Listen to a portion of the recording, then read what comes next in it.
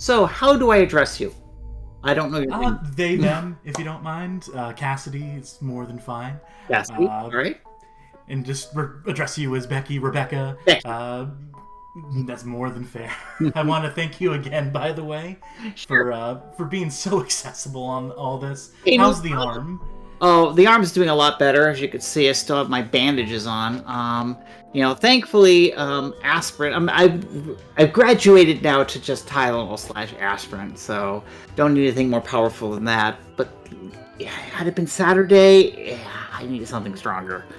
But yeah, it's a lot better now. The scratches and stuff are all healing quite nicely because what happens? My cat bit me here. And there's scratches on both sides, entire 360 of the arm. So, and then of course, as a precaution, since I can't remember when I had my last tetanus shot, I went over to the pharmacy and got myself a tetanus shot. Is insurance. So better safe than sorry. That's the risk we run when we get cats named Rascal. I adopted mine at the rescue named Rascal, and was like, we'll keep it. Mm-hmm. And then they live up to the reputation, so it's good to see that's consistent across the board. Yeah, his official name is Radiant Rascal. Rascal! I put down some cheese for him. It's one of his favorites. Rascal! I just got a new kitten who loves Hawaiian bread for whatever reason. They get into everything, but they've discovered that King's Hawaiian is the way to go. Yeah, Rascal tastes... He likes human food. So he loves McDonald's French fries, any form of meat. Mostly his favorites are chicken, especially chicken breast. The chicken breast meat. Like if you get a Popeye's chicken sandwich and just pull the breading off and get to the meat, it's like ambrosia. He likes Big Mac patties, and he also likes the filet of fish. What I do is I usually scrape off the breading and just bring out the meat, and then he's just like chowing down. That's Flavor Town right there, as they say. Yeah, in fact, you can see him right here. There's Rascal right there. Oh, you little rascal. And he's the one who did this.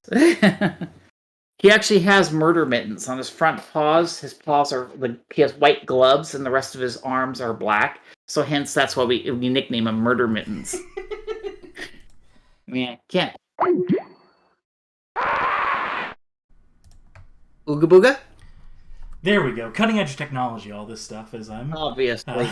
So, one thing I wanted to ask of you is that I saw that you made a mention of that either Fargo or Cranford were saying negative things about me. Where did you hear this? So I can absolutely report on that. The most recent I found was Cranford in 2015. He made his way to the In Exile Entertainment forums. Uh-huh. And as recently as then, he was still very going out of his way to misgender you, which was very frustrating to read. I'm sure it's frustrating to hear. And I know that you've since worked with him, and I'm just not aware. I wasn't aware there's anything mended there of your... Oh, no. Here's the issue, and I'll tell you flat out. Michael Cranford got religion. It happened back around 1988, 89, but I do know that he really started this getting religion when he was developing Bard's Tale 2.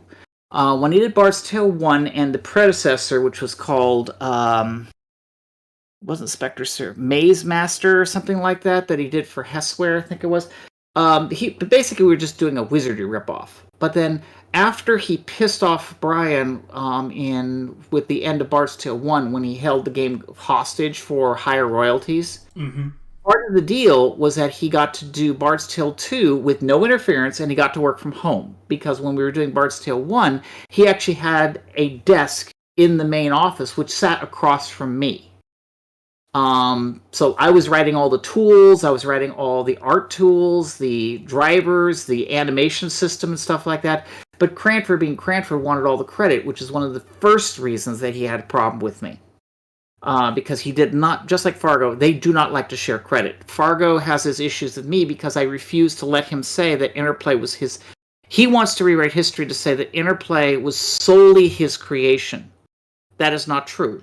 Interplay was created when the four of us, Brian Fargo, Jay Patel, myself, and Troy Worrell, were sitting at a table from our former employer, Boone Corporation, because we all worked there.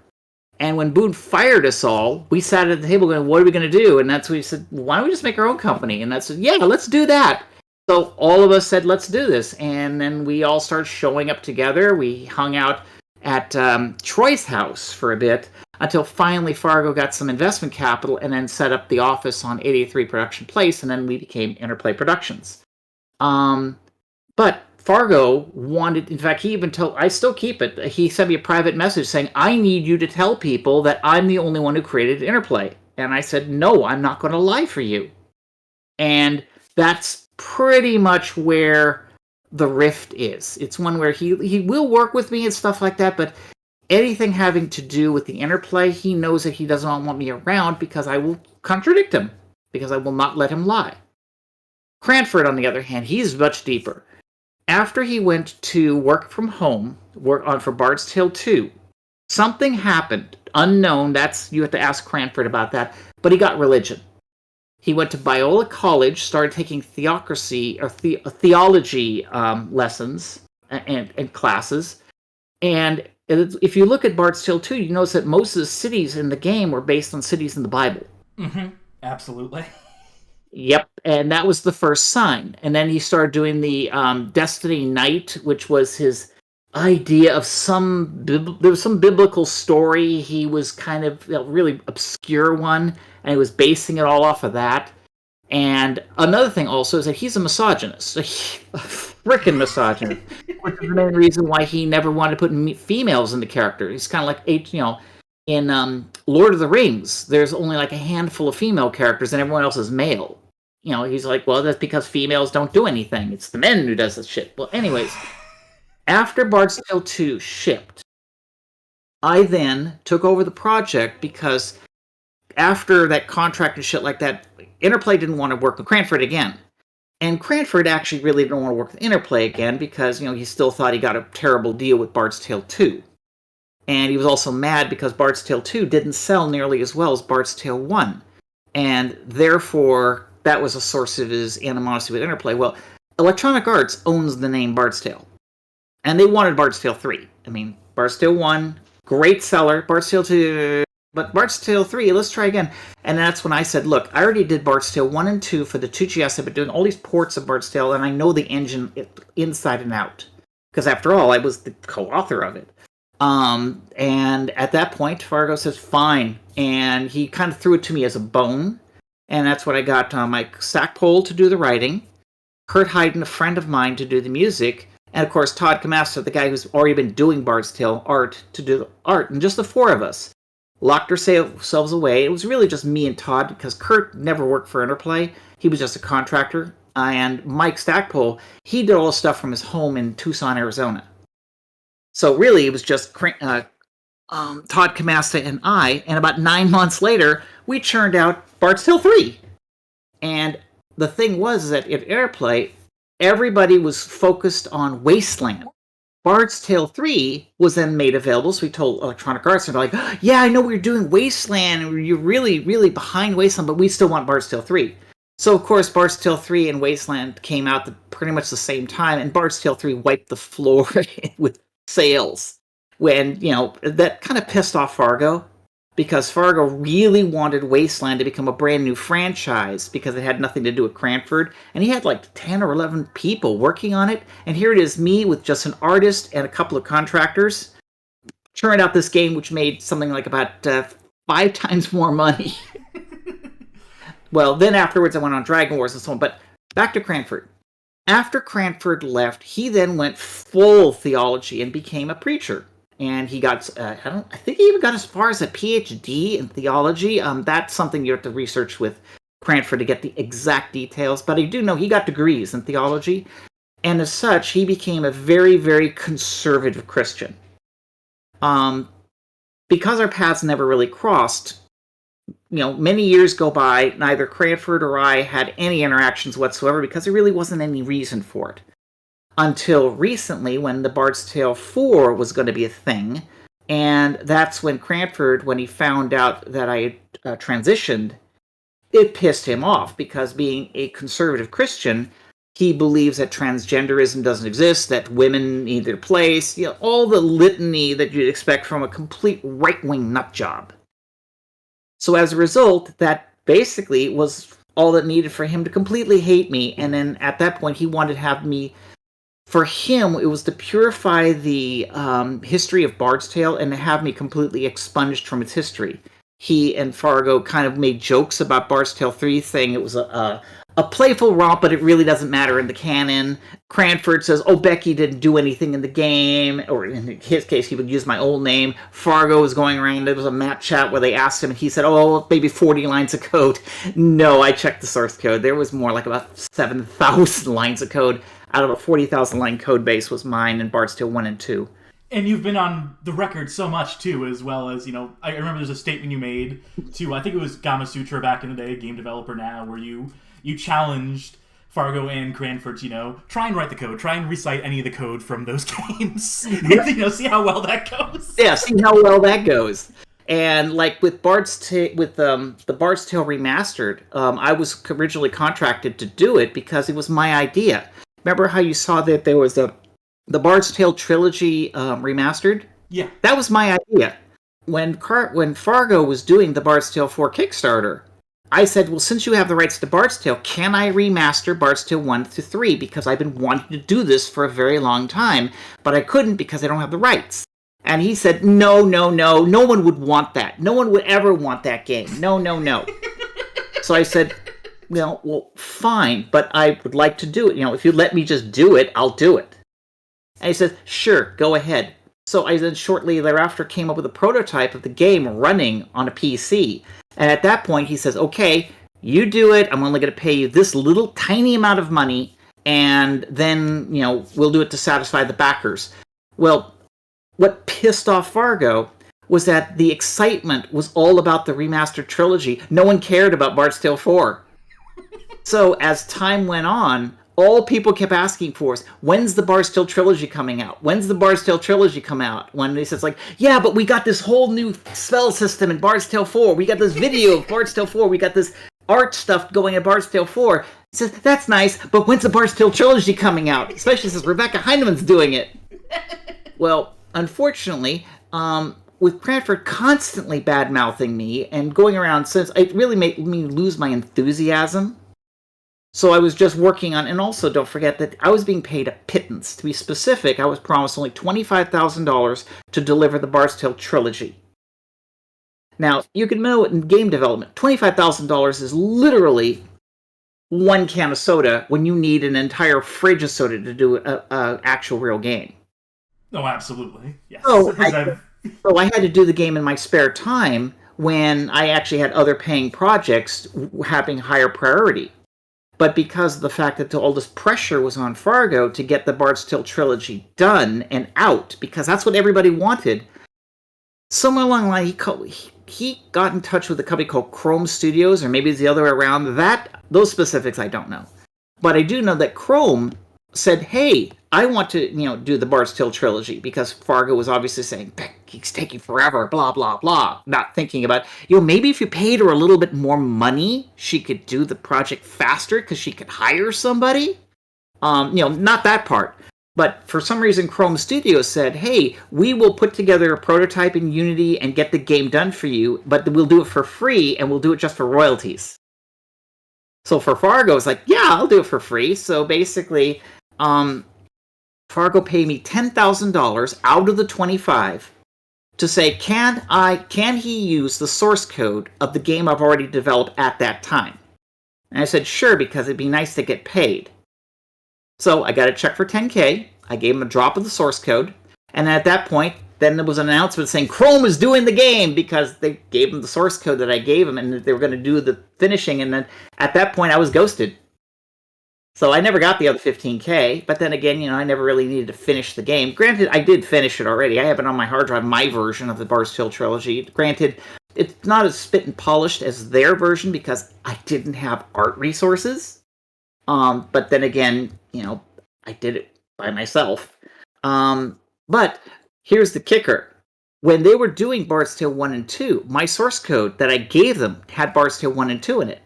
I did not put in Bard's Tale 3 yet, because I was implementing it one at a time. So they were going like, oh god, they have to reverse engineer Bard's Tale 3. Fargo called me up and says, hey, where's the source code of Bard's Tale 3? He says, I know the source code, it's in my head. He took that as thinking that I didn't have the source code. So he yelled and screamed at me, and then that's the last I've heard from him about that matter. Only for the guys over at Chrome, I made friends with some of the programmers there, and we were talking, and I said, I still have the source code of Bart 3. He says, Fargo says you don't. Says, no, Fargo's not telling you the truth. Here's the source code. And I sent him the source code to Bart's Tale 3. At that point, they go like, yay! And it says, okay, all I want is you make sure you put credits in that game for myself and Janelle. But instead, what they did is like Olde Sküül, blah, blah, blah, and they give full credits to the company. Of course, I heard Fargo wanted to take it out and says, no, if Olde Sküül stuff didn't go in this game, we would have never shipped this. And that was the end of it. But, Fargo's basically just doesn't want to give credit to me because I made the better version of the game. Heck, his Bart's Tale 4, as far as I know, is a commercial failure. But with Cranford, he personally hates me right now because he's a right-wing nutjob and I'm a transgender woman. That's right there. That's all he needs to hate my guts. Funny how that works out. And I know you're also associated with GLAAD and everything too, so I'm sure that's I'm sure he loves that association. Oh God, he hates that. Oh, the fact that I'm on a board of a national LGBT organization, that I heard rumors that really torqued his chain. So, well, for whatever it's worth, I mean, you clearly have everyone on your side. I mean, it's a matter of, to the public record and the inconsistencies in his story. And I wanted to, when I addressed this with you, I didn't want to just dog on him immediately in case there was anything still pending, or I didn't want to trip over toes or anything. But as long as we can just be frank about it. Oh, yeah. Okay. Just wanted to make sure that. All Cranford did was a couple of videos for them. Where they just simply interviewed him, but he had no involvement with the game. As far as I know, Cranford's been out of the game industry now for like 20 years. He's been mostly focusing on writing books about Christianity and abusing his wife, although they divorced now. A lovely man. A lovely story about a lovely man. Yeah, he's a lovely man. He's a very lovely man. But, Fargo's no different in some of those respects. He doesn't, as far as I know, he's never beaten his wife, but he cheats on him, like, all the time. But all the games industry dirt I never expected. No, I appreciate, though, because it gives us an insight. And I know, I was going to mention Randy Scott later, too. I did have a couple questions about that. You know where he is right now, right? Please do tell. He was in jail for molesting a child, Randy Scott. Jesus fucking Christ. Oh yeah, I'm going to go give you the news article. And then you just, because this is one thing you're going to learn about me. If I say something, it's because I have the fucking receipts. So nobody's going to ever touch me on libel or slander, because if they ever try, I'm just going to sit here and go, bring it on. But here, let me go. Randall Scott, Orange County. There we go. I do think that's a proper scoop for this article, and definitely not one I expected to insert into it. Hey, but click on that link, please. I will in just a second. Yeah, well, there you go. Couldn't have happened to a nicer guy. Couldn't have. Yeah, it looks like because after Art Data collapsed, I just didn't follow anymore, because why would I? And then I was Googling recently, and then I found the article that last time I Googled him, when I first discovered was that he had a small chain of music schools, like 2 or 3 schools, and he had a couple of teachers who worked under him, and he was basically teaching kids how to play instruments. So, for piano and trombones and guitar, which is fine, because remember, with Doom 3DO, he was a member of a band. So he's got the credit. He's got the credit. But the fact that he was doing things to 2 of his young students, and when we're talking young, according to this report, they were in the 10, 11 years old. This is flat out creepy town. And then they arrested his sorry ass, and I don't know if he actually went to trial yet. I do know the last I heard from him is that he was released on bail something like about 2 months ago. But nevertheless, his music career with kids is over. You don't say. But yeah, look at the picture. That's Randy Scott. Man, aged like a fine wine. That's But you seem to have where are they really now? good luck. Huh? You have really good luck with all these coworkers, with all these big wigs that you seem to. Well, the trouble is this is what happens when you either don't know what the fuck you're doing, like with 3DO Doom. I mean, you probably watched my Burger Time segment on that. Indeed, I have. I've put in some work and reading on that and playing through it again too. So. Oh yeah, but unfortunately, it boils down to we have a guy who saw that there was this market coming up, the 3DO, and it was, don't forget, 1994 to 1996. There was massive hype about the 3DO. So that actually is not his fault. It's just his fault that he didn't understand what he was getting into. And so he got the money from his friends at church, etc. And then he just thought, hey, I just take this PC disk and put it in 3DO, which, like any competent programmer would know, that's not how things work. But after, it was all done, and I got paid, and the game shipped, and the very fact that it was bug-free was a miracle in and of itself. I mean, that is the real miracle. It's the fact that you were actually able to play the game from start to finish. I think we only had maybe 1 week of playtest on that game. Out of the 10 total? Or... Yeah, about 1 week of time with maybe about 5 or 6 playtesters. Most of them were over at 3DO. And of course they were playing at the smallest screen level because to get the frame rate up. But the very fact that the game was playable every level all the way to the end with the music and everything was like, well, if only the 3DO ran about 3 to 4 times faster, then the game would have been quite playable. But c'est la vie. I mean, the biggest thing about 3DO at the time that we were shipping 3DO Doom was because 3DO was already working on the M2 and it had a backward compatibility mode. Yes. And it had the ability to run at, let's say, 50 megahertz. So the whole idea was that you could put 3DO Doom in there, and if it ran 4 times faster, then the game's frame rate would be fine. And that's proven also, like, there's this emulator Opera. I'm not sure how into the emulation scene you are, but, you can absolutely overclock it in that, and it does very accurate, high-level emulation, and running at that faster clock speed, you can really crank that performance up in it. I'm playing it vanilla for the purposes of authenticity, as it were, but... and then there's also, I don't know if you ever heard of Phoenix Doom, but when you went ahead and dropped that Atari Jaguar source code, or not the Jaguar source code, the 3DO source code. Yeah. Yeah, they took that and they were able to, reverse engineer it and create a source port, which is just that version of Doom played in, like, PC, and it has all the resolution settings. They fixed a few things with it. They fixed, like, the bright maps in it. I want it to be as vanilla as possible, personally, but I appreciate what they're going for with that. And it's just cool as hell that you always provide that source code as soon as you're able to. It's very much appreciated by the community. Yeah, the funny thing is, like, with Bethesda, when I told them it was 3DO version of Doom, they were like, yeah, fuck that version. So they said, we don't care about that version, which is why I was able to get it out. And of course I told them, because their legal department didn't understand licensing, I said, I'm going to put an MIT license on it. And it says, okay. They didn't say, well, it was GPL before, but I said, no, I'd rather have MIT. So it's like, okay. All that matters, the only thing their legal department demanded of me was to make certain I put a disclaimer saying that all the art and assets in the IP of Doom was property of Bethesda. So I added that to the license, stating that the source code, do whatever the fuck you want with it, but the assets, the art, etc. is still property of Bethesda, and any use other than with 3DO Doom requires a license.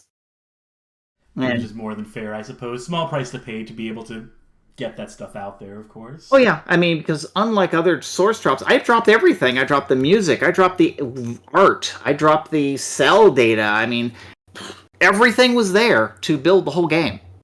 Data and game. So that was unusual.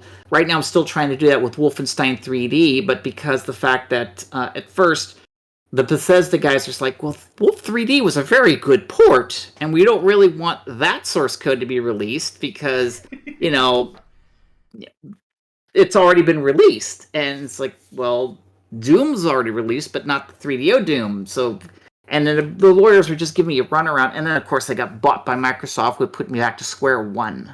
But Thankfully, now it's Microsoft's going with the whole open source shit. I'm actually hopeful that sometime later on in the month of the year when I have time, because unfortunately talking with the right people and doing the appointments and stuff is a time drain. It takes about a couple of weeks of negotiations to get the permission to be able to release the source code. Which is one reason why, like, I have well over 1,000 games source code archived, and I have to cherry pick which ones I have to, which ones are the copyright owners are amicable to release it. So there you go. No, absolutely. It's all up in the air when it comes to that stuff, but still, again, when you're able to do it, and people will wait on you, of course, because it's just such a miracle these days that the stuff even comes to pass when it does. Yeah, see, that's the whole key. It exists, it's archived, it's actually ready to go. All I need to do is just, FTP it someplace, and at that point it's then off to the wilds and people can access the source and use it. But so I've already done that work. It's just a matter of, can I release the files without having some lawyer knocking on my front door and demanding my soul? Yeah. Therein lies the rub. Therein lies the rub. I did have a few listed questions here. I hope you don't mind. Some of them we'll circle back around to, and we'll come back to. Like, let me scratch off the list. Is it fair to shit on Art Data Interactive and Randy Scott? How mean can we be? I think we have an answer to that. I don't think that there's a bottom here. I really don't think.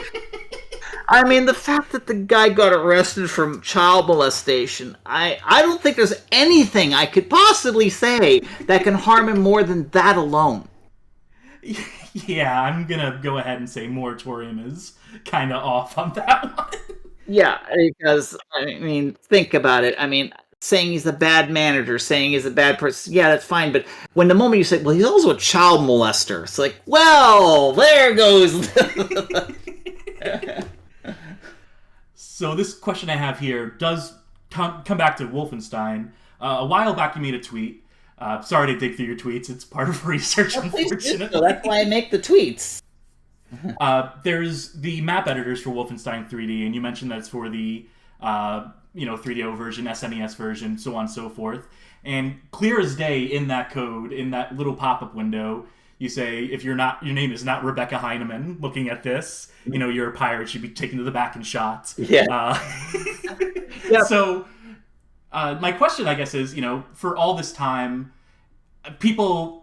Okay, so there's real pedants and real assholes who get in the preservation scene who have this very strict law about the name you were credited as is your name forever etched in stone. And obviously in my article I want to say, well, that's fucking stupid. And so proof in the pudding, if these people need some historical documentation, here's the fact that inside of these games, in the code, you were using that name. You were using your fucking name, your real name. Well, and burger.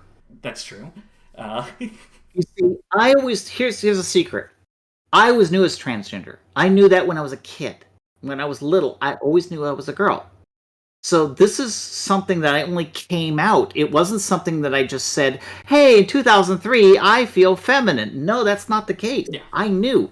So when I developed that nickname Burger back in 1982, 83, when we were working at Boone, this was even before Interplay. When people started calling me Burger because of my penchant for eating burgers out of a desk drawer, which is a true story, I grabbed onto it and I made that my nickname. So hence everybody said, hey, there's Burger. Because I did not want my name, my old dead name, to ever be put into the permanent record. So therefore, I was always known as Burger. And everybody in the industry, they would ask, who's Heineman? Oh, wait, you Burger? Oh, yeah, I know Burger. And there were a lot of people who actually thought that was my name because they introduced me as Burger. And I did that intentionally so that I can reduce the chances and the times that people would call me or write down my name. So then, therefore, when I finally got the courage to come forward, there really wasn't that much historical records to change.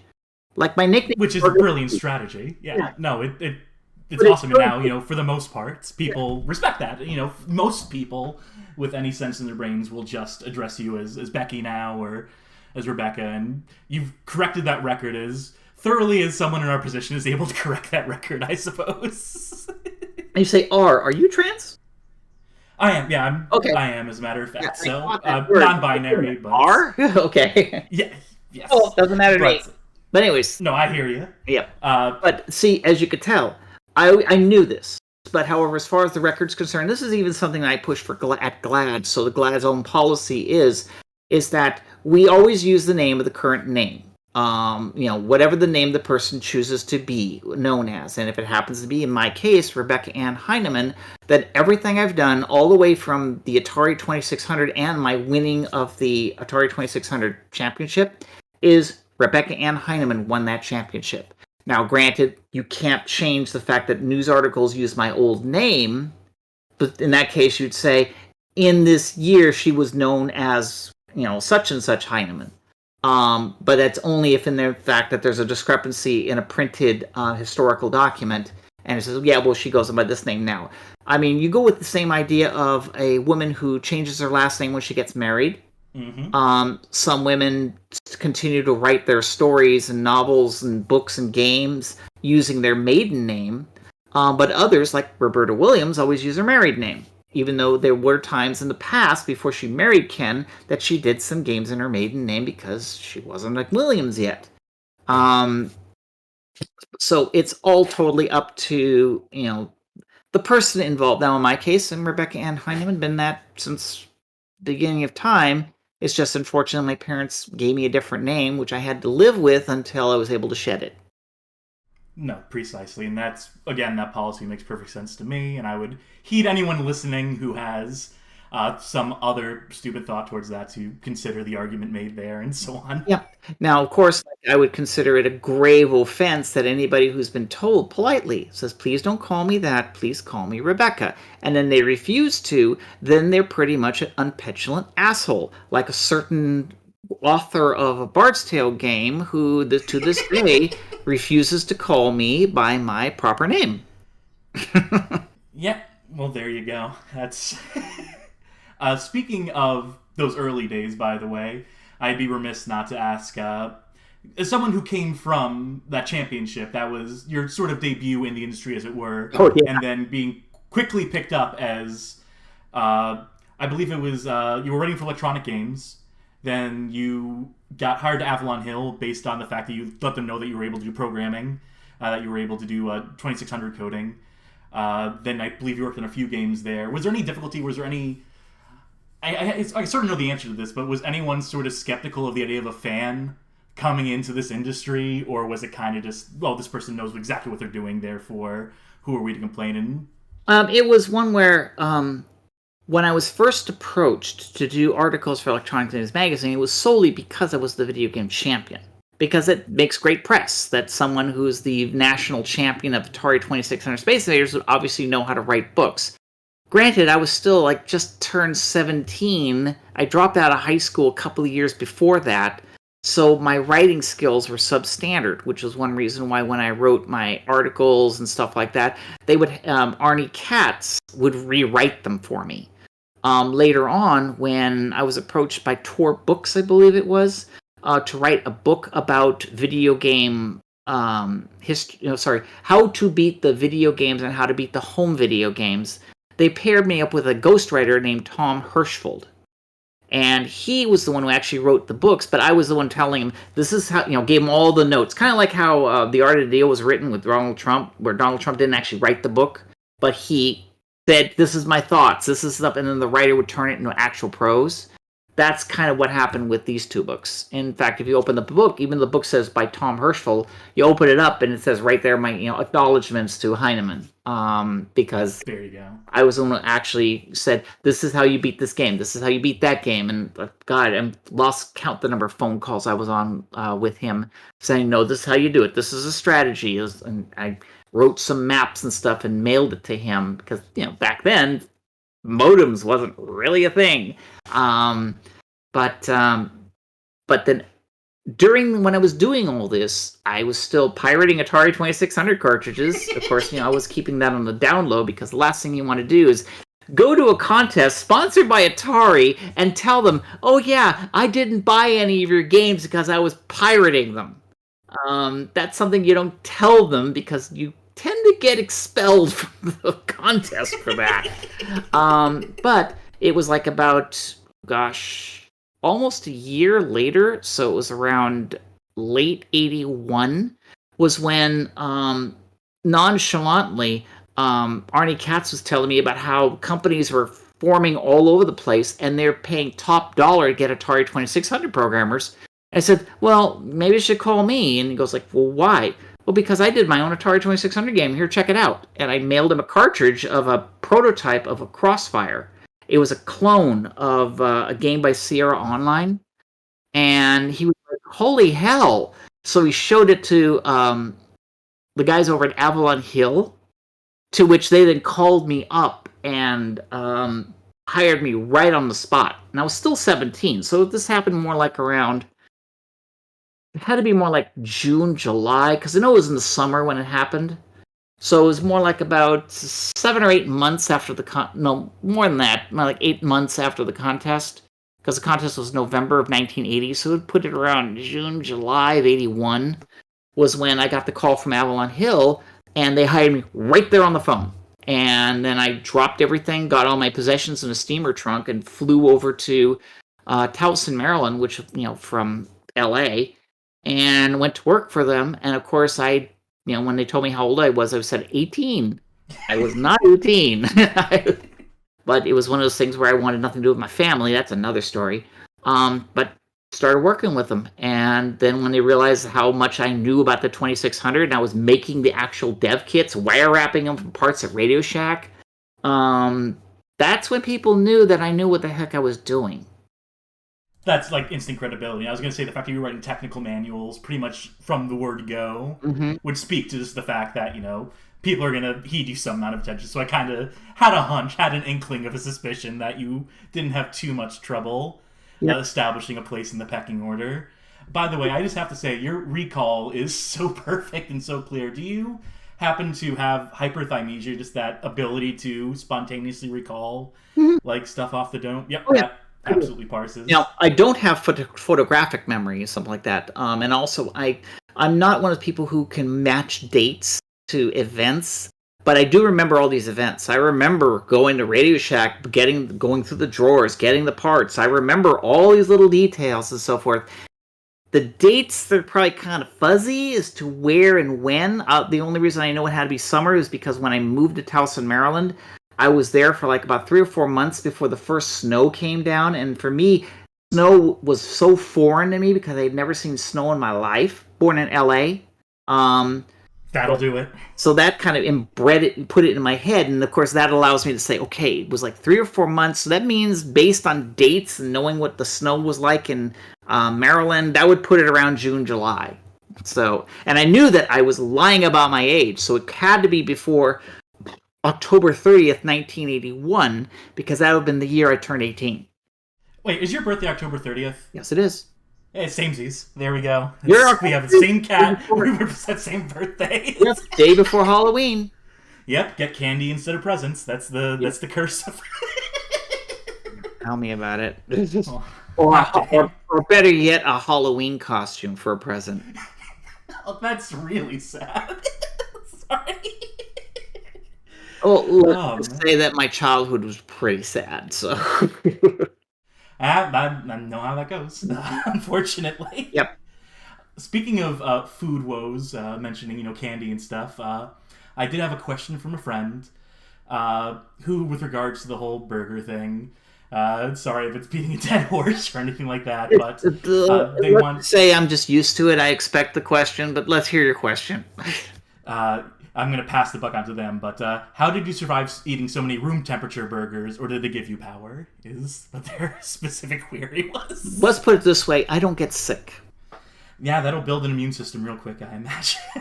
Also, there's another tidbit, which is part of my history. I lived in a dumpster for 3 months when I was a child. Mm-hmm. So when you know that Market Basket throws out the lettuce I'm trying to remember, it was like every Saturday and Wednesday, and then the damaged cans went out every Friday, then you would basically know that, hey, just go in there and of course for dumpsters basically is that the store was a 24-hour store, but after around 9-ish, 10-ish p.m., they just didn't go to the dumpsters. So I would go to one of the back dumpsters, go in there, put a cardboard box down, and that's what I'd be sleep on. Because they put the lid down and get enough sleep. Because what happened was that when I was around 14, 15, somewhere around there, I ran away from home because I just couldn't stand being beaten by my parents every day. So I strong on my own. I lied about my age at JCPenney and got myself a job there working at the gas station. So getting my clothes clean and keeping enough clothes to change so that, my first paycheck was I went to the clothing area and bought a bunch of t-shirts, and I had 2 pairs of pants, which I rotated. But that was my life for about 3 or 4 months until finally I went back to my house to see what was going on, and that's when I discovered my mom and dad were divorcing, and then I moved in with my mom. But during that period of time, you learn how to eat garbage. I absolutely hear that, and I know this horrible story. I'm so glad you're doing so much better now. You've clearly come up in the world, but there's so many people who, and I have an audience that's a lot of people of different gender identities, people who have dealt with the homeless situation before and for similar reasons, and I'm sure that them hearing this, they'll take a lot out of it. Like, trust me on that. And oh yeah, I mean, there were times. I mean, it was a miserable life, but the thing is that it was far better than going home. During that particular point in my life, I was really questioning why I should even exist because my self-esteem was utterly destroyed by my parents. Like, as I've said in earlier interviews about when I was in the regionals for the Atari 2600 Space Invaders tournament, when they told me my score, my first reaction was that good? Because, I had such a low opinion of my abilities that I had no clue how good I was compared to the other players. I just assumed everybody was at my level or I was near the bottom of the level. So, 88,000 at, some odd points. It was 88,600 points, I think it was, but no, it was 88,000 was the points I turned in at the regional in Los Angeles. And when I was told by the Atari people that they wanted to hold back my score because I was more than double the second place score, I thought they were lying to me. Because I said, no, my score should be half or 1/4 the top score, not double or more. But that's what happened. And so when they finally announced the winner, the second place score was 44,000 points, and I turned in 88,000, so mine was like hands down. I was the winner of the Los Angeles Regional, and I had set the latest record because I beat the score that the winner in San Francisco got. It wasn't beaten until Frank Tetro, I believe, when he played the New York Finals, which was the last of the regionals. He turned in a score that was higher than 88,000. So when I went to the Nationals, I knew that Frank Tetro was the person that I had to be wary of because he demonstrated that he can get a higher score than me. But I was still going like, this game's so easy to me. But I just thought it was easy to everybody else. I had no clue that the game was easy to me, but that's only because I had superior skills.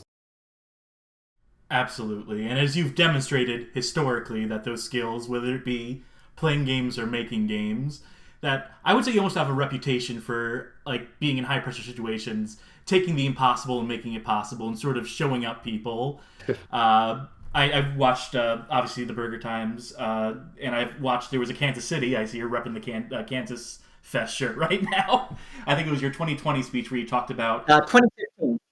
Oh, gotcha. Where you talk about converting another world to the Apple II GS, basically out of spite, which is an incredible story. Yep, it was out of spite. It was all because we were demoing the Amiga version because Interplay just got the rights to publish it in the United States. And I looked at the game and I said, and they were all talking about how wonderful the Amiga is and how fast and how wonderful. And I looked at this game and like, I think I could do that on the 2GS at this frame rate. And they, of course, all looked at me and said, like, no, you're just boasting. That's bullshit. The 2GS is a piece of shit. Blah, blah, blah, blah, blah. So then 2 weeks later, I showed proof of concept, and the game was running about half the speed of the Amiga, but that's because I didn't optimize it yet.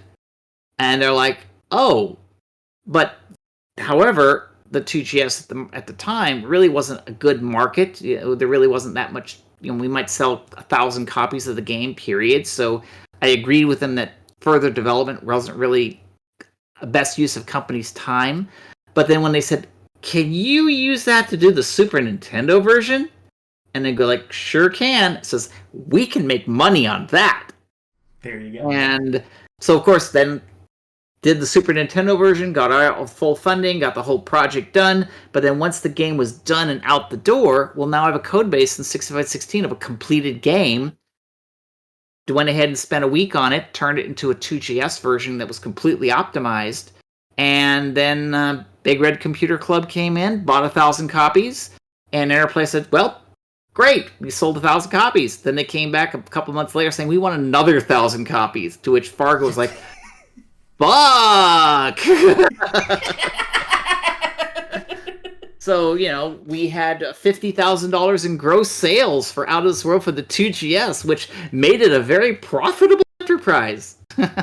And allowed you to completely bookend the Apple 2GS library, of course, as well, having one of the first games on, having one of the last games on it. Yeah, there have been other games that have shipped on the 2GS, but this is that was the last one that was done by a major publisher. Yes, to clarify that.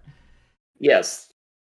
Do you feel like being under that pressure, being in like sort of a hostile environment, as it were, was a benefit to you? Nowadays we hear so much about how shitty it is to be part of the mainstream industry and such. And in the case of you, in the case of like these classic days, these heavier days of game development, there's almost like a want to prove yourself that causes you to do these really exceptional things and to make these projects happen that I can't imagine most other people at the time were capable of doing. Well, my initial first years at Interplay was mostly just getting projects done so we can get paid. Our problem was that when Interplay was formed, we got an investment from a guy named Chris Wells, and it was like for $25,000. Now remember, this is $1983, so that's a lot of money. Yeah. We used that to basically pay ourselves like minimum wage, just enough money for us to pay rent, and pretty much that's it, which is, again, I was already used to eating burgers, out of a drawer, so that was no big deal. But the whole thing was that we were all in this together, and we all wanted Interplay to succeed. And we all made massive sacrifices in time and money in order for us to get projects that would then make us money, so then we can then fund other projects that would make us money. And then at that point, we can grow the company into what it eventually became in the 1990s, a giant major publisher. But examples was like when we first started Interplay, the first thing I was working on was that we were trying to do our own graphic text adventures, because originally Fargo did this game called The Demon's Forge. And I had an idea to do a game based on space opera, and that's what eventually became Tracer Sanction. And Fargo wanted to do a game based on the Bourne Identity. And we even talked to the author and so forth to license the book and so forth. But it ended up that failed, and it became Mind Shadow.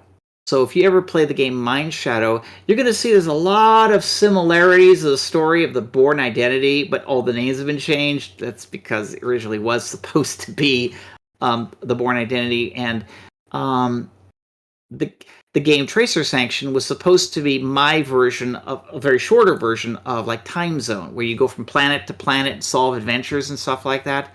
But however, though, when the games were, we sold the two of them to Activision for like $100,000, which, after slaving away for 6 months on 2 games simultaneously, because I wrote both of them, we got all this money, but I didn't get a check. I didn't get any bonus, nothing. In fact, during my entire 11 years at Interplay, I never got a bonus. Shows you kind of how certain people treated the people who worked there and got them to where they are, which is where I'm like, no, I am never going to give up the fact that I sweated and sacrificed to help make Interplay the company it is. I'm not going to rewrite history because somebody thinks that, oh no, it's because they hired the greatest talent, and that's why they're the ones who created the company. It's like this greatest talent slaved away for the first 3 years of the company, barely making enough money to survive. It wasn't until around 86 when I started getting an actual paycheck that paid me more money than enough to eat stale burgers. So, Absolutely hear you on that. And, you know, just I case in point for, you know, stuff I write about on my goofy little website. And I obviously try to give as much credit to developers as possible. And, you know, it turns out that, you know, 90% of the problems with most games that are, you know, acclaimed as bad is, you know, somehow those executives who seem to glad hand themselves and pat themselves on the back, it usually comes down to them, as it turns out, and not the people who really do put the blood, sweat, and tears into it. It's funny how that works out. It is. Because even then, when I saw that the egos were starting to permeate, I decided to start signing my games. Which is why if you're playing Mind Shadow, Tracer Sanction, Borrowed Time, or Task Times in Tone Town, all 4 of those games, you just type in the word burger anytime in the game, you die immediately. It'll say something like, a crazed management type comes running in and lops your head off. Well, that crazed management type was a joke against Fargo. Naturally. And everyone was like basically, you know, coming in and lop your head off. It's mostly because I would just sit in the corner and go burger, burger, burger. And you say, shut up, shut up, shut up. I'm going to lop your head off. And that's where it's, okay, a crazed manager type comes running in and lops your head off. And that's where that joke originated. And in many of the games, like Bard's Tale has it in there. You go to the Mad God Temple, and it says, what is the name of the Mad God? You type in burger, that they murder you. Well, why is that in there? Tell me, Cranford. How could that possibly be in there if you're the sole person who wrote this game? Just a coincidence. It's just, you know, coincidental thinking. Just exactly. Clearly. Yeah, and the thing is that because I put that in there is the reason why they don't dare come after me for slander or libel and stuff like that. They're just asking me privately, can you just please tell everybody that I founded Interplay, or, you know, Cranford, of course, he just says what he wants to say. But, you know, I've seen people ask him, there was a GDC talk I saw a video of where Cranford was up there setting the record straight, where he was basically lying his ass off. But one of the people come up and asked him, so why is it that Burger kills people in the Temple of the Mad God? He's like, I don't know. Well, I'll tell you exactly why, because I scripted that. He didn't. Yes. What can you say about the burger Easter egg? The burger what? The burger Easter egg. I'm sorry, the burger... Easter egg. Burger Easter egg? I don't know what that is. Okay. Sorry. In one of the temples, it generates and spawns off a whole bunch of monsters. Was that in my game? I don't remember. I'm sorry. I've written 150 million lines of code since then, so forgive me. Sorry. What's guaranteed that when I say I worked on a specific game, and then people say, but these very famous, very powerful, rich individuals are saying you didn't, then I would just simply ask the rhetorical question, why is it that you type in burger in this game, this happens? And sure enough. And at that point, it's like, I don't care how powerful or influential these other people are, they can't weasel their way out of that question. Oh, bless your heart. People, take note. Developers, please take note of that. I think that's, if, you know, if there's another takeaway from this, it's sign off your damn work. Either put embedded strings, or put something encoded, or put an Easter egg in there. Something that will be hard to find so they can't find it in playtest. But years later, if somebody tries to take away your credit, you then show the trump card, and they can't undo the fact these games shipped already.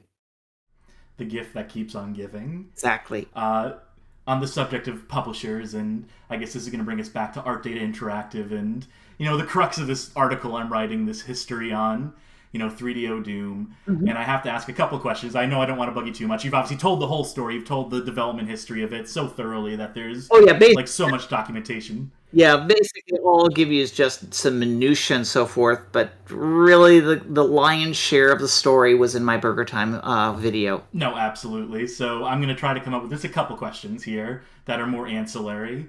Obviously, one of the big things that people have honed in on for it now have been the cutscenes, the cutscenes, and people thinking that there's like some film reel out there that has like, you know, all these precious... There is?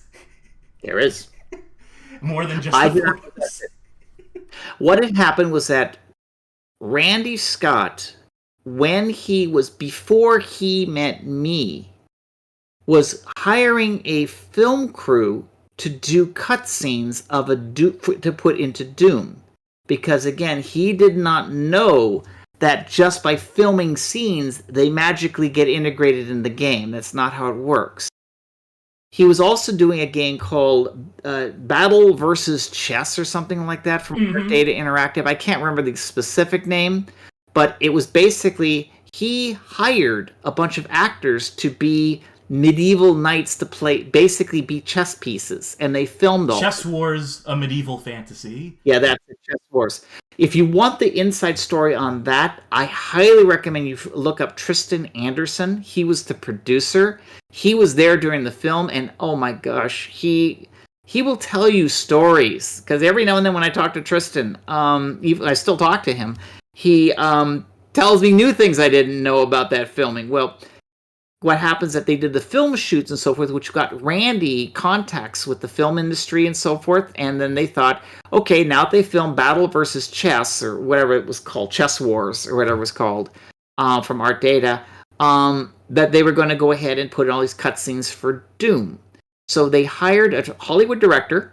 They had costumes made, both Baron of Hell costume, and I think 3 people, a woman and 2 men, had Marine costumes with even the Doom guy helmet, and they filmed a bunch of scenes in front of a green screen. As you do. So there was no sets. They just simply filmed a bunch of scenes, and they were kind of like random scenes and so forth and stuff. Well, what had happened was that after this film was done, the director actually did the cardinal sin. He asked to be paid.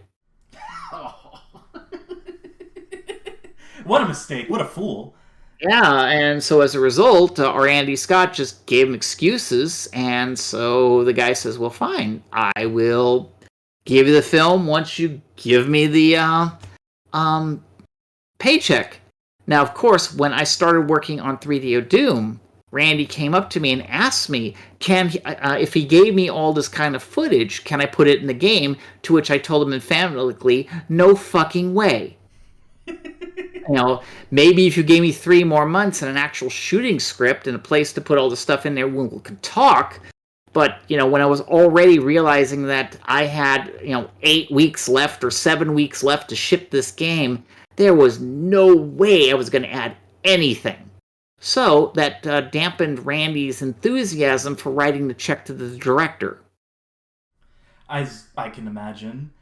I also have to point out that I'm looking at the manual for 3DO Doom right now. I'm looking at the Chess Wars of Medieval Fantasy and Nick Faldo's Championship Golf Challenge. Mm-hmm. And this whole manual is rife with typos. They misspelled the word available 4 different ways on the same fucking page. And I don't think any of these games ever came out because the company was out of business before they even had a chance to publish. Well, I think Chess Wars did ship. I know there's another one called Rise of the Robots or something like that. Yeah, that's the old... that old banger, which is due for an article someday for people listening to this right now. That's a whole fucking history. I know there's special thanks, and I know Randy gets special thanks in like some version of that game. So I think he snuck his way into that somehow with whatever participation he did or didn't have. I think he gave him some money for funding it and so forth. Because, when you do a publishing deal, if you go to a developer who's running low on funds, you give them some amount of money, you get a special thanks for that.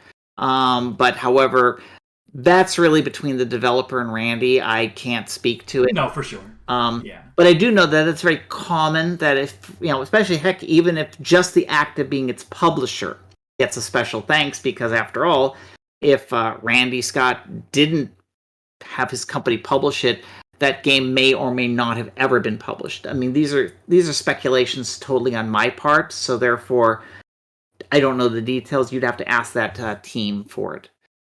For sure, but that obviously knowing the details of like how publishing works and just where the money goes, and yeah, I guess there's some justification in that sense for how his name can be associated with that game, for better or for worse, I suppose.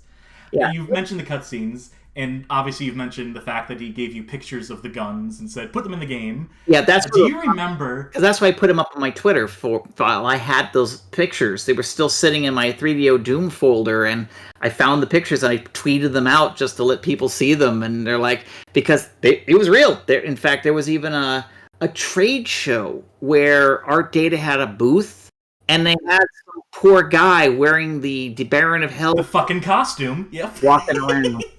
Now, I don't know where that costume is today, or any of the other costumes or props. That's the only person who can possibly answer that is either Tristan Anderson or Randy Scott.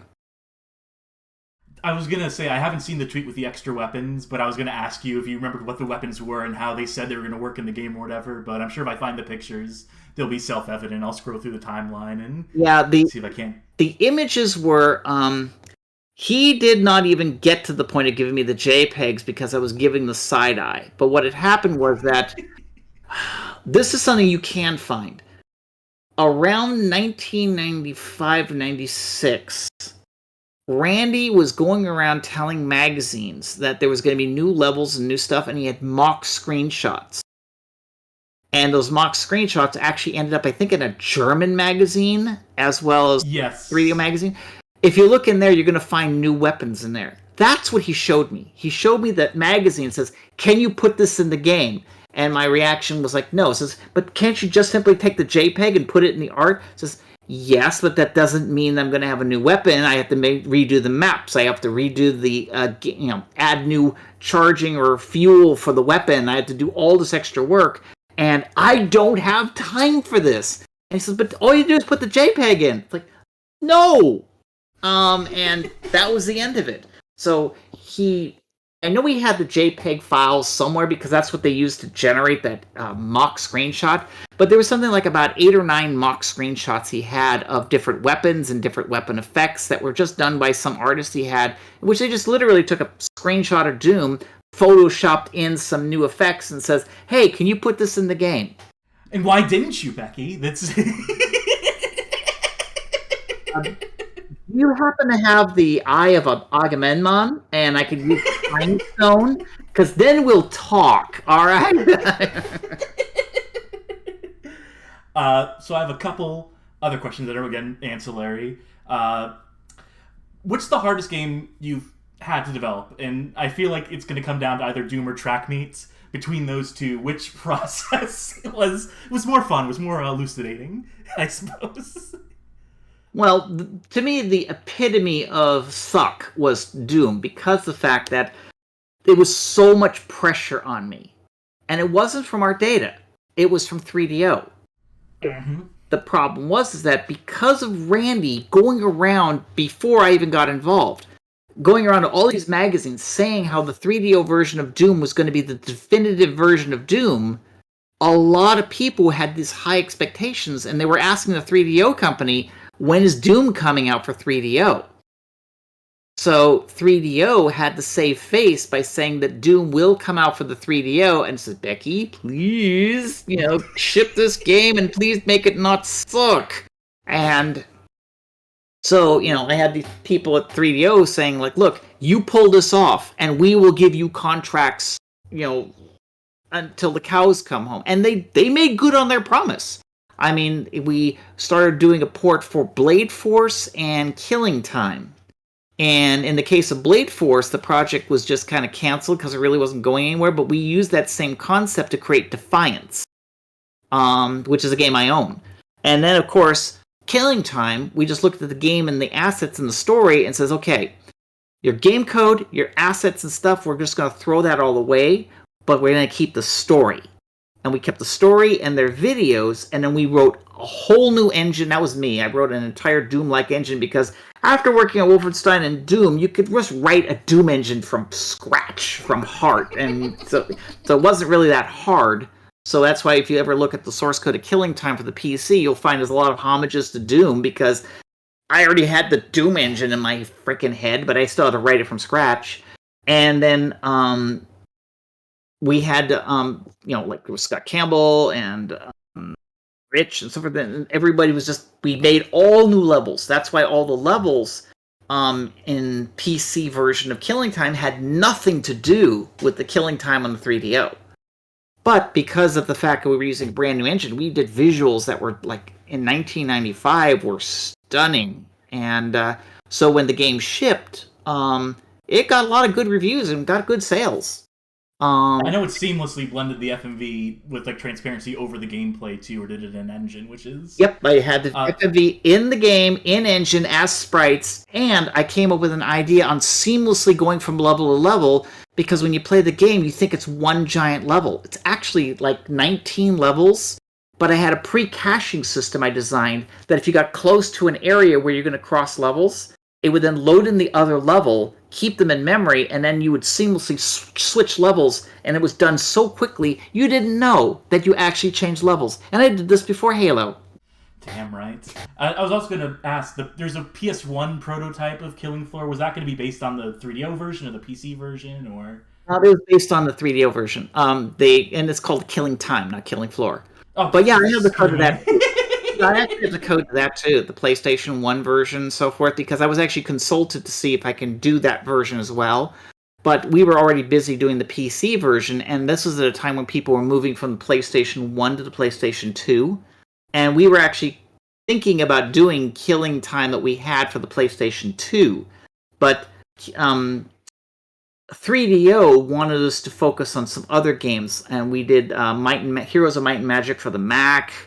And we did, it was one other title, can't remember. But then we also did Activision Anthology and Myth 3 The Wolf Age for, Activision Anthology for Activision, Myth 3 The Wolf Age for Take-Two. But when we were doing Might and Magic, Heroes of Might and Magic 3, 3DO was actually in talks with me to buy Contraband, Contraband Entertainment. And then they were informed that they were going bankrupt. Yeah, that'll happen. Yeah, where that went. So, apologies for the Killing Floor slip-up, by the way. But speaking of CEOs, speaking of wonderful CEOs, the CEO of Tripwire Interactive, John Gibson. I guess that must have just been on the mind when I said that. And okay, right now I had nothing to do with Killing Floor in. No, absolutely not. To be very clear on that subject, Killing Time. Yeah, Time, but not Killing Floor. Yes. There's too many games. There's too many games to remember the names of. I try to have some encyclopedic knowledge, but sometimes I will have to agree with you. There are too many games. It's kind of terrifying. There you go. So Doom comes out on 3DO. Mm-hmm. Reactions magazines who had been sold the false bill of goods by Randy and company. And do you read reviews? Do you take it to heart in any way as they sort of slander it? Or do you know in your heart of hearts that you were given an impossible task and that ultimately what this critical reception amounts to is just they don't know the first fucking thing about what went into this game? When we shipped Doom for 3DO, I was just more saying, please don't crash. Please don't crash. And the fact that there wasn't a single review that said the game was buggy or crashing, I actually felt pretty good. Now, granted, everything they slammed the game on, they were right. The game was slow. It was unresponsive. You had to play it in a really tiny window to get any decent frame rate. And I'm like, yeah? So? I'm in the same boat. If I was to review this game, I'd be bashing it too. But of course, everybody said, bitchin' soundtrack. I had one 5-star aspect of the game. Sound, 5 stars. Everything else, do they give out zeros? I mean, there you go. Take it where you can get it, I suppose. Yeah. I'm going to put forward the argument in my article, for what it's worth, that if it's someone who's playing Doom for the first time ever, if this is their first exposure, if they don't have the PC to play it, and I feel like in modern retrospect, with all the benefit of hindsight, we look back on these games that have poor performance, and people are very, picky about that, as it were. But people do not realize that Doom on old original hardware wasn't hitting the 70 FPS or whatever it was at the time. So I feel like there's still a value to people, who, if that was their entry point, that's still as valid as anything else. Yeah, well, remember, when Doom shipped, the original PC Doom in 1994, the game hit 15 frames per second. Yeah. Because, when you're running on a 25 megahertz 486DX and you're running 320 by 200, if you got 15 frames per second, you're lucky. But at that time, A 3D game running at 15 frames per second was the bee's knees. And of course, if you went out and bought yourself one of the new Pentium machines that were running, they were the PC master race of the time, then you were running at 30 frames per second, and then you're just razor smooth. But the average machine at the time was a 386DX running at between 25 to 33 megahertz, and the very fact that I even got what I had running at the speed I did with a 12.5 megahertz ARM was a miracle. No, absolutely. And like I said, it's absolutely a worthy accomplishment. It is Doom. At a certain point, Doom is Doom, and you can't really screw that up too bad, even if the frame rate leaves a little to be desired, we'll just generously say. Because, again, compared to what the hardware was at the time. If there is one thing you could change about base Doom, original Doom, if you were to rewrite the history books and change one thing about that original iteration of the game, would you have anything you would is there anything that came to light while you were working on that conversion that made you think, if only id & Co. had done this instead? Well, there were several things I improved with the engine that I hoped was already in there, but it wasn't, was that the original game of Doom, when it was written, had static buffers for a lot of things, so therefore the game could only have, let's say, I don't know the specific numbers because those specific I don't remember, but I remember like vertical wall posts, you could only have like about 600 of them. Sprites, you could only have like 50 of them, and so forth. And the way the game would work to render is that as it was figuring out the scene, it would just go to the static buffer and fill it up. Problem. It meant that the amount of memory you needed to run Doom was somewhere around 4 megabytes. Well, when you're putting this onto a 3D with only 2 megabytes, you got to figure out how to save memory. And what I did is I changed it so that instead of using any static buffers, it actually used what's called a singular work buffer, and everything worked out of that. So really, it's a matter of I had this one giant buffer, I think 512K, and as I rendered the scene, I just filled the buffer with cell engine records until it was filled. And then once it was filled, then I tell the cell engine to render the scene, which would then render everything on the screen. But then I would start rendering into the other side of the buffer, kind of like a 2-page buffer, so I wouldn't be delaying anything. But this system allowed me to get a scene of any complexity, and I mean literally any complexity, to work in a singular buffer and generate any view in Doom without having to ever worry about running out of memory. Because, again, the 3DO had half the memory of a PC, and that was one of my biggest problems, was to get it to fit in memory. Now, that technique was what I was used as the basis of killing time. So when I did killing time for the PC, when I was using my interpretation of doing, instead of using, I wasn't doing cell engine, I was doing like rendering instructions, saying draw this line, etc. But because, again, it was a singular buffer, and I can actually, because it's a PC, I can grow it if I needed to.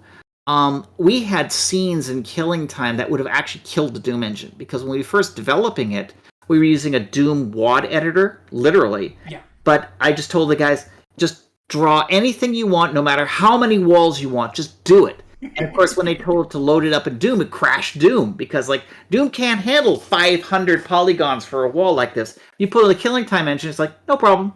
500 walls, no problem. 150 sprites, no problem. It would run just fine. There's this old Doom WAD called nuts.wad, which is, something that was made just as like a deliberate troll back in the 90s, just to overload the engine as much as possible, and I would love to see somehow some version of that for killing floor and see just how it handles that complexity. Yeah, I'm trying to kill it. Now, granted, killing time had a different... Do I keep fucking that up? I'm so sorry. Yeah, killing time used its own custom format, so you just couldn't import, but I did have a tool which would take WAD files, convert it to my format, and then allowed you to, through a text file, add all the extra shit. But then we went in and started modifying our WAD editor so it was custom specific for killing time. But yeah, it would have been something like, I probably could have taken this nuts WAD that you were talking about, and it would probably render it just fine. Probably. I'm going to also not edit myself saying killing floor over and over again so people know how bad I am at this. this whole interview. The last thing I want is people in the future ask me, so Becky, what'd you do in Killing Floor? And I go like, do anything in Killing Floor, please. I'm not going to steal somebody's credit. You already have enough game credits as is. We don't need to inflate it anymore artificially. I don't like right now, one game credit people keep confusing me with is Oregon Trail. Like, I did a port of Oregon Trail, but I didn't do the original Oregon Trail. I had nothing to do with the original Oregon Trail. However, there was somebody by the name of Bill Heineman with 2 N's who actually worked on the original version of Oregon Trail. The Mac Apple II version or what have you. No, it was like I forgot. It was Oregon Trail was actually developed on a different computer. I don't remember if it was a. Oh, you're absolutely right. It was like one of those like old punch card gimmicks. Yeah, it was something like that. But that was the person who helped create the game. But because my name is so similar, they just assume I'm the same person. But no, there was 2 Heinemans, 2 of them, and I did an Apple II port. That other person was the one who actually did the invented with the game named Dan, I believe it was. I can't remember his last name, but then it was like 3 men who worked on the original design and created Oregon Trail. But because I happen to actually have a hand in Oregon Trail in the form of one of his ports, people keep confusing, thinking that I actually created Oregon Trail, and I can't claim that. So. It is a big issue with the games databases, with games credits, that similar names, even just developers and studios get mixed up so often. Like, there's this Rocket Science Games. Mm-hmm. I was getting flashbacks when you were talking about the 3DO, the FMV cutscenes for Doom. There was this company, Rocket Science Games, who had, like, all these whiz kids who came from Hollywood. They wanted to get that Hollywood money, but they had not a lick of game development experience between any of them. Are you sure it's not our data? Yeah. The similarity, they've separated at birth, these 2 studios. Yep. Did you play any other 3DO games? I mean, obviously, I'm sure you worked on several, and I'm sure you played some. I had someone who specifically wanted to ask if you played any Kenji Ino games like D or what have you on 3DO. Nope, never played D. I know because the trouble is that at the time, I was so busy making these games, I didn't have time to play them. And so, like, for me, it's like, you get up in the morning, start writing work, and it's like code, and you're playing on the 3DO, and you're playing Wolfenstein over and over and over again. You love the game. It's really great, but as soon as you get home, the last thing you want to do is play a video game. No, that's the developer's dilemma, as I've heard it phrased Not before. True. So I have just a couple more questions here. Thank you so much again for your time in this. I know I've taken up so much of it, but hopefully these last few are a little more straightforward. I wanted to address your wife, Janelle, because there's a trend I notice in game development where, you have couples who are both game developers. There's always a tendency for people that will be overshadowed. Brenda Romero comes to mind, for all her industry contributions, and she's just written off as the wife of John Romero, which, pisses me off. I think you were also, did you do a documentary called No Princess in the Castle? I think you were both featured in. There we go. So would you mind to give a shout out to some of Janelle's credits in the industry just to talk up your wife a little bit? Well, Janelle has a very impressive record. She started off by just doing a magazine called The Dungeoneer for out of her college dorm room, and it was like one of the first D&D themed Dungeons and Dragons themed fanzines. She started doing, she's the creator of Caverns of Thracia and The Dark Tower, which were some of the most best-selling D&D modules. And she did this back in the late 70s, early 80s. I mean, it's over 40 years. And what's funny is those 2 games are still selling. They're still selling reprints today. Then afterwards, she went to Coleco, where she had her hand on doing a lot of their handheld games. Like, if you play the little Donkey Kong arcade game from Coleco, she's the one who drew all the art in the... no shit. She drew that. And then she became the head of game development of Coleco for the entire time Coleco was doing the ColecoVision. So pretty much every single ColecoVision game that was made at Coleco, she had a hand in it, either in designing, doing some art, or project management. I mean, some form... her hand was on it. And then she was there when the Coleco Atom shipped, and then when they had to wind everything down and lay off everybody, she was the poor bitch who had to figure out who was being let go. That was not an enviable task.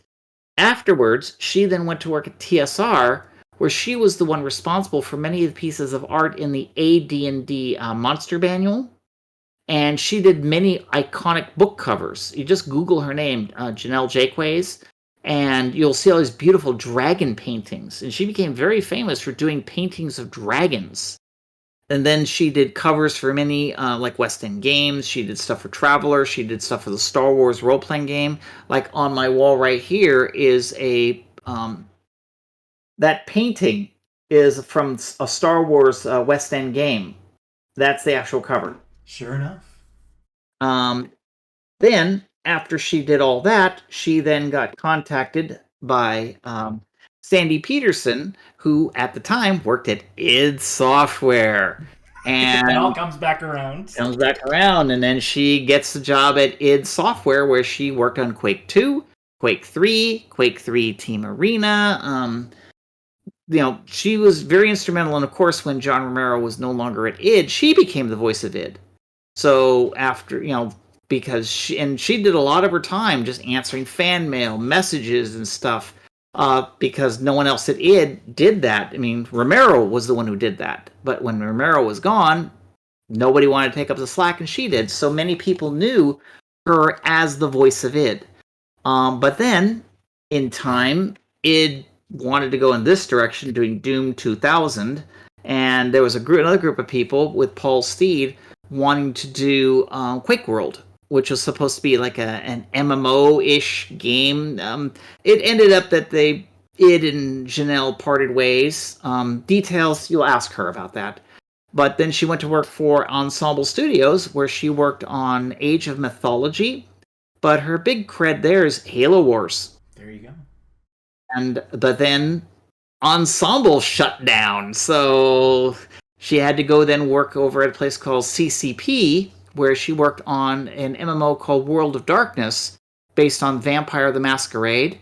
But sadly, she worked on it for like almost 4 years, and then they just never shipped it. So that's the biggest developer heartbreak you can possibly do, where you're working on a game, putting your blood, sweat, and tears, and after years of development, they tell you, we'll stick with EVE Online. So at that point, then she moves in with me, and she's been with me ever since. And you are the most awesome power couple I can imagine right now after hearing all that combined industry history again. And of course, I skipped over stuff. You have to ask Janelle for all the specifics, but she's got a very, very long, impressive career. Most certainly. And I thank you again for sharing that aspect. I always want to make sure that we're paying due tribute to everyone who deserves that sort of mention. Yeah. Are there any other industry folk you would recommend, like looking up people for like an education on who like the unsung heroes of this industry are? Unsung heroes. People I would... Okay. There is Robert Campbell. We always know him as Scott Campbell. He was one of the original creators of Fallout. He's working at a place called White Moon Dreams these days. You really should interview him about his work on Fallout and many of the games that we did at Interplay. He doesn't get nearly as much credit as he should.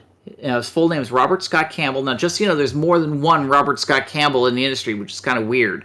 But currently... Of course, as we've seen before with the Heineman situation. Yep. So that's why, because I know there's another one out there. And he is currently, I think, the owner or one of the owners of White Moon Dreams. Then there was another person who doesn't get much credit but should, would be Scott Everts. He was over at Interplay, and he was one of the people who did a lot of Star Trek lore. Because before Interplay started doing Star Trek games, Scott Everts created this big hypercard stack, which is like the equivalent of an entire Wikipedia site, all devoted to Star Trek and Star Trek Next Generation. I mean, it was an encyclopedia of knowledge. And then when Interplay got the rights to do Star Trek games, he was like the lore master. And he was like instrumental in just designing scenarios and stuff like that. I do not know where he is, but I think he's still in the industry. But he's definitely somebody who needs to be acknowledged for his contributions, because he's one of those kind of people that just basically he does the job and isn't out there for the credits, but he's somebody who should at least people know who he is. And another person would be Chris Jacobson. He was one of my right-hand people over at Contraband Entertainment, and he was instrumental working with me on doing bug fixing with Medal of Honor Rising Sun. And then when we went to Electronic Arts, he was working a lot of network code and so forth. Now he's currently working over at Blizzard, and I believe he's the principal engineer of networking of all the Blizzard games. But if, his work is what he does is he writes code for the servers to prevent all those different attacks that happen at Blizzard almost every day from nefarious people. And his knowledge on security and so forth, from such humble beginnings, is bar none excellent. And no one knows who the heck is Chris Jacobson.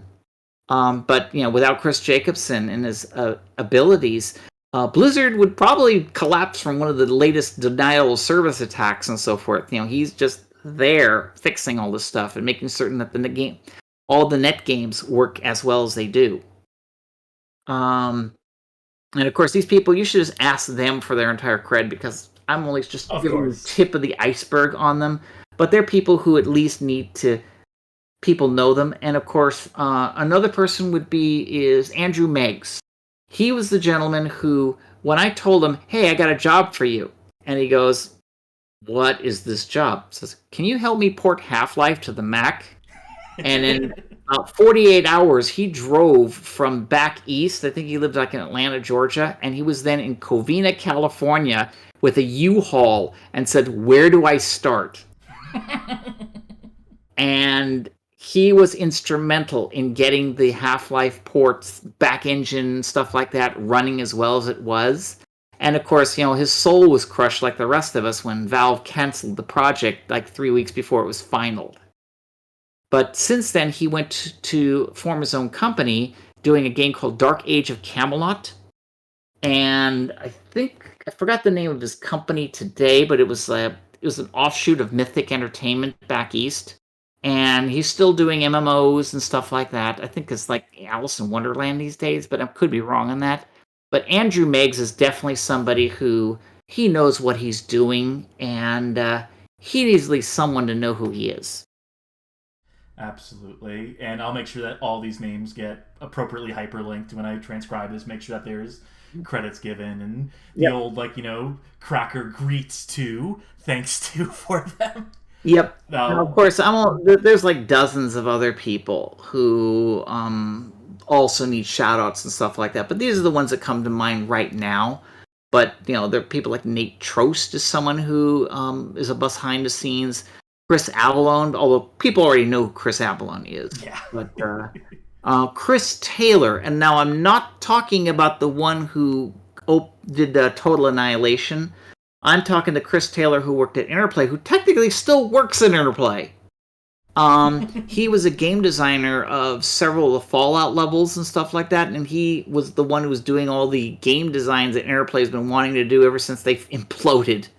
And he's still there, and I have no clue how in the hell he's been working there since 2003, and they still haven't shipped a single game since 2003. So how they're paying him, I have no idea. But he is not the Chris Taylor of the company up in Seattle, Washington. This Chris Taylor with Interplay, Fallout, Fallout 2, those are some of his credits. I'll make sure Moby Games doesn't have those two conflated. I'll make sure to edit that if needs to be done. Yeah, because again, just like Robert Scott Campbell, there's two Chris Taylors, so... Gotta love it. My last question for you, this is one I'd be remiss not to ask, since here at the Bad Game Hall of Fame, the little site I run, I do like to ask people what their favorite, critically panned, historically bad games are, games that have gotten such a negative reputation over time, but that you've played and you found merit in. If there's one you would be able to pick. Oh yes, there's one game. It's one that if there is indeed a god and it's a Christian god, I am so burning in hell for this one, and that is Fist of Jesus or something like that. It's a game based on a movie made in Spain, which is like a parody movie of the Bible in which you have Judas and Jesus acting as superheroes in biblical times. And it's just goofy. Well, they made a video game based on that. And one of my favorite things is that one of your moves is divine punishment. And you hear this word, divine punishment! And then it just blows away all the zombies and the people like that. Because Judas throws fish at people, and Jesus does divine punishment, and lightning comes down. And it's like, okay, this game is so... It's better than bad, it's good. Here we go. I love to hear that. That's the brand, basically. That's the brand. I mean, the thing, though, is that the company that made the game, I guess, is not around anymore. But you can Google it and see videos of it. And I don't know where you can get a copy of it now. Probably some abandonware site.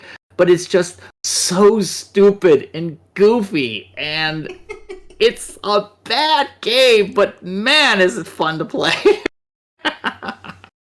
I will have to look that up as well. I will have to play that for myself and see if it's... They don't get mentioned, to be sure, in this, but we'll see if it is worthy of further consideration, let's say, for all the people excited to hear about it out there, for whoever you popped by mentioning that game, bringing it out from the depths. Here, I'm just going to send you a link to a YouTube video of Fist of Jesus. When you have some time, just watch it and just go like, okay, this is... The premise is horrible, especially if you're even remotely Christian. But, man, it's fun. Michael Cranford, I'm sure it's his favorite game, though. I'm sure he's already, like, condemning them all to hell or something. And with that bookend, is there anywhere else that you would like to plug? Celerenko, anything else? Where can people find you online at this point? Let's see. I write comic books. I have a comic book out called Sailor Ronco, which is a fan doujinshi of basically the premise is, what if the cast of Ranma 1/2 meets the cast of Sailor Moon? Hijinks ensue. I am working on an original comic book called Cynthia 1. And it's basically about a girl who is a robot. You find out, by the time the second issue comes out, that she's not a girl. She's actually a young teenager who is actually a robot with flesh above her endoskeleton. And she's just trying, like Lieutenant Data, trying to learn what it is to be human, while over the course of the story, you try to find out, the characters eventually learn who she really is, where she's from, and why she's here. But in the meantime, you have some standard kids on bike style hijinks, a la inspired from Stranger Things and things like that. So there's a lot of like homages to Stranger Things, homages to E.T., homages to Lieutenant Data from Star Trek and so forth. But there is a backstory. I know the entire story, and you'll have to read the comic when it comes out. And finally, biggest plug is Olde Sküül, our video game company, where we're currently working on Luxor Evolved for the PlayStation 5 and the Xbox One. And, of course, we're working on another title, which I can't really talk about yet, but we'll soon. Absolutely.